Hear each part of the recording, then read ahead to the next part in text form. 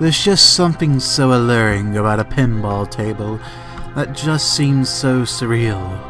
Whether it's the fantastic art that drives your eyes to gander upon it, or the melodic symphony of the bumpers playing within the table, it brings back memories of such a more simpler time that cannot be recreated. Even the casinos in Las Vegas with its sin and greed could not take a hold of such a fond experience. Though in order to understand our topic, we must first indulge in a little of the hypergaming.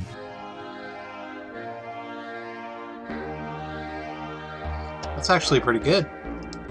While pinball compilations are nothing new within today's gaming world, has there ever been a definitive collection amongst the bunch?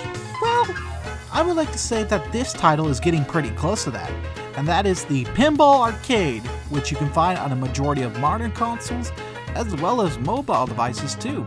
Developed by Farsight Studios, who also gave us the Gottlieb and the Williams collection respectively, the Pinball Arcade offers to provide a recreation of the various different tables which can be found throughout the decades. Of course, you have well-known tables such as the Addams Family and the Twilight Zone, which is just one of many of my personal favorites, and that's just to name a few, because the selection is quite immense and varied, which can also be said for our next title, the Pinball FX2, or also known as Zen Pinball for non-Microsoft consoles. For Zen's pinball title, the tables take more an original design, being based off the various different properties that are provided within the game, which range from your Marvel titles to the many Star Wars sets, and I mean many. Hell, even TV shows and video games are part of the roundup, and there's quite a few original titles as well. To keep the lifespan of both titles going, new tables are added to help expand the selection. In Arcade's case, they even use Kickstarter to help bring some tables to their game, but the recent title that was added being Doctor Who, which just opens a new possibility of what they can add. One can dream, however. Now, of course, with both titles being free to play, the purchases alone come from the tables along with table packs, which personally I recommend the table packs because you get more bang for your buck. Speaking of that, let's compare the prices, starting with the Pinball FX2, which is quite reasonable. I wouldn't mind paying this much for a table pack, as well as the separate tables. Now let's take a look at Arcade's $30? Are you kidding me?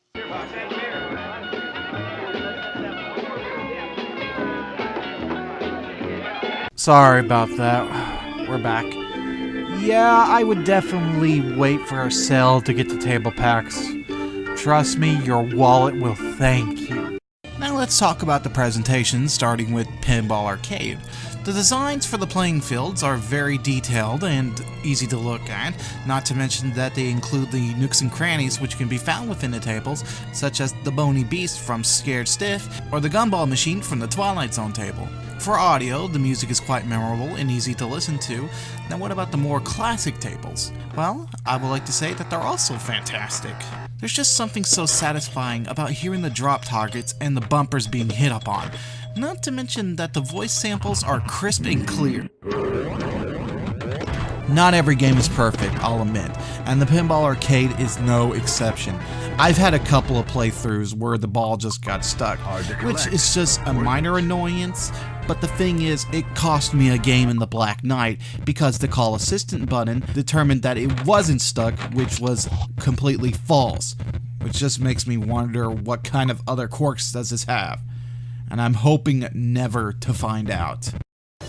Let's move on to the presentation for the Pinball FX2. In addition to the detailed playing field art, you also have many 3D models which acts out the various different modes which can be found on the table, which might seem a little bit distracting, though it adds a new level of charm as well as even a little personality to the table.